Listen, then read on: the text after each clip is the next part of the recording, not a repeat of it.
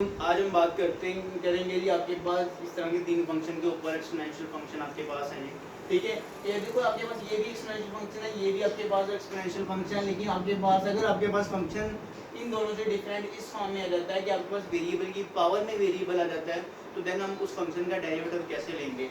ये तो सिंपल हमने ये भी पढ़ लिया था, ये हमने अब पढ़ेंगे और ये वाला भी अब हम पढ़ेंगे कि आपके पास इस तरह के फंक्शन का डेरिवेटिव कैसे लेते हैं। अभी देखो जरा फर्स्ट वाला जो आपके पास था ना, इसका तो मैंने आपको बता दिया कि आपके पास ये जो फंक्शन होते हैं ना, इनका डेरिवेटिव लेना बड़ा आसान होता है कि हम पूरा फंक्शन क्या करते हैं, एज लिखते हैं और जो भी फंक्शन इधर पावर में होता है उसका डेरिवेटिव आगे लिखते हैं, तो आपके पास क्या आ जाता है, उस फंक्शन का डेरिवेटिव आ जाता है। फॉर एग्जांपल ये देखो जरा, मैं कहता हूँ 5x आ गया, तो मैंने क्या लेना है, इसका डेरिवेटिव लेना है। तो डेरिवेटिव लेंगे, मैंने कहा था कि आपके पास ये पूरा फंक्शन एज लिखते हैं और जो भी चीज पावर में होती है ना, उसका डेरिवेटिव हम क्या कर देते हैं, आगे पुट कर देते हैं। तो ये देखो जरा, इसका डेरिवेटिव लूंगा तो क्या बनेगा, आपके पास ये 5 आ जाएगा, तो ये क्या बनेगा, इसका आंसर आ जाएगा। ठीक है, तो इसी तरह अगर मैं कहता हूँ कि डेरिवेटिव ऑफ आपने लेना है जी 10x है जी। ठीक है, तो कैसे लेंगे जी, आपके पास ये फंक्शन पूरा एज लिखूंगा और इसकी जो पावर का डेरिवेटिव वो आगे लिखूंगा। ठीक है, तो ये आपके पास है जो हमने ऑलरेडी पहले भी लास्ट लेक्चर में भी इस चीज को डिस्कस किया था, आपका डेरिवेटिव कैसे लिया जाता है।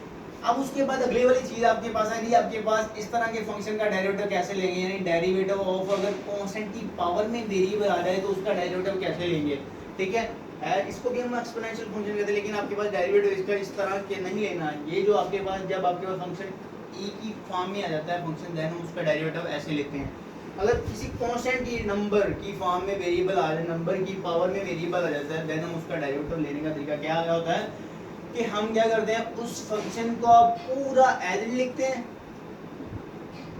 पूरा एज लिखते हैं और जो भी उस आपके पास बेस में चीज होती है ना, उसको हम क्या करते हैं, लॉग के साथ लिख लेते हैं, तो ये चीज तो उसका डेरिवेटिव आ जाता है।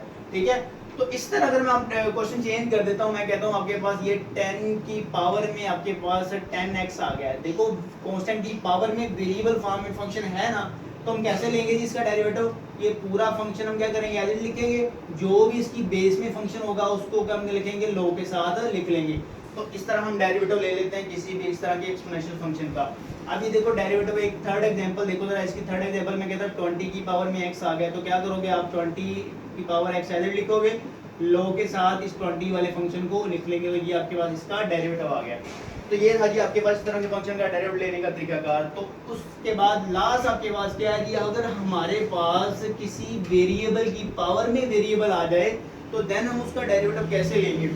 अब देखो यहाँ पर आपने इसके ऊपर पावर रूल नहीं लगाना कि आपके पास लो जी इसकी पावर फॉर्म में आ गया तो इसके ऊपर पावर रूल लगा दो, पावर रूल नहीं लगाएंगे। पावर रूल कब लगाते हैं, जब किसी वेरिएबल की पावर में कोई नंबर आता है 1 2 3 4 5 6 7 कुछ भी आता है, तो देन हम उसके ऊपर पावर रूल लगाते हैं। लेकिन जब आपके पास इस तरह का फंक्शन आ जाए तो आपने क्या करना है, दोनों साइड पे क्या लेना है, लॉग लेना होगा। क्या लेना होगा, लॉग लेना होगा। अब देखो यहाँ पर दोनों साइड पे लॉग ले लिया, तो यहाँ पर इसका जो लॉग लेंगे आपके पास, मैंने लॉगरिथम वाला पीछे जब हमारा लास्ट लेक्चर था कि लॉग वाले फंक्शन डेरिवेटिव कैसे लेते हैं, जो भी लॉग के आगे फंक्शन होता है हम क्या करते हैं, उसको 1 के साथ नीचे ले लेते हैं और नीचे वाली पूरी चीज का डेरिवेटिव हम क्या करते हैं, ऊपर लिखित कर देते हैं। y का डेरिवेटिव dy/dx होता है ना, तो ये देखो इसके ऊपर लॉगरिथम फंक्शन लगा देंगे। लॉगरिथम का रूल हमें क्या कहता है, अगर आपके पास पावर में कोई चीज होती है तो वो क्या होती है, शुरू में आ जाती है। ठीक है, तो ये आपके पास क्या आ जाएगा, 1/y dy/dx आ जाएगा आपके पास। तो देखो दो फंक्शन है, एक लॉगरिथम फंक्शन है, एक वेरिएबल फॉर्म में फंक्शन है, तो इसके ऊपर हम रूल लगाएंगे, कौन सा, प्रोडक्ट रूल लगाएंगे। प्रोडक्ट रूल क्या कहता था, ये फंक्शन है इसका डेरिवेटिव, लॉग वाले फंक्शन का डेरिवेटिव क्या आ जाएगा, 1/x, दरमियान में साइन कौन सा था, प्लस का, फिर log x एज लिखते थे और x का डेरिवेटिव क्या था, 1। ठीक है, तो ये हमारे पास एक चेन रूल था। उसके बाद dy/dx आ जाएगा, y से डिवाइड हो रहा है, जब इधर जाएगा तो क्या आ जाएगा आपके पास, ये मल्टीप्लाई हो जाएगा, ये कटिंग हो गई, 1 प्लस का क्या बनेगा, log x आ जाएगा। अगले स्टेप में क्या करोगे, इस y की वैल्यू पुट कर दो, x की पावर क्या रहेगा जी, x 1 प्लस क्या बनेगा, log x। तो इस तरह हमारे पास कोई भी जब वेरिएबल की पावर में कोई वेरिएबल फंक्शन आ जाता है तो हम क्या कर सकते हैं, उसका डेरिवेटिव ले सकते हैं। तो ये था जी आपके पास कुछ डिफरेंट किस्म के तीन फंक्शन अगर आपके पास इस तरह के आ जाते हैं, देन हम उनका डेरिवेटिव इस तरीके से निकाल सकते हैं जी।